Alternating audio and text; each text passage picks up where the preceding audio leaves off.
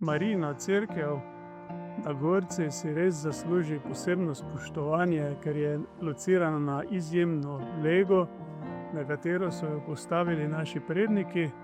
In ta enkratna lega pa dejansko v gradbenem smislu pomeni večjo izpostavljenost vremenskim vplivom. Ti vremenski vplivi so vetrovi, ki so tu zgoraj močnejši, potem neurja in seveda tudi sončna pripeka. Vse to je zelo vplivalo na sam objekt cerkve, kar se je odražalo na obstoječe stanje pred pričetkom sanacije.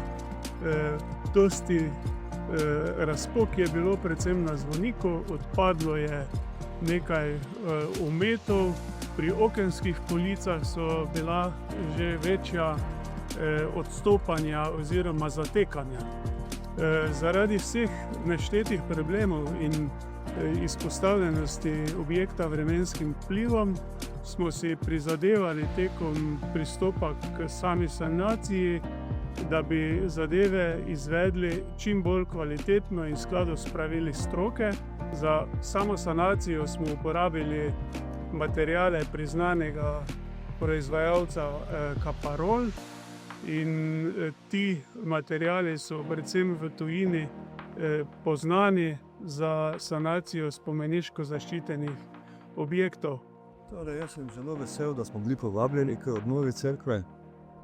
To je zelo pomembna stvar tudi za zdajšnje in pa tudi naslednje rodove.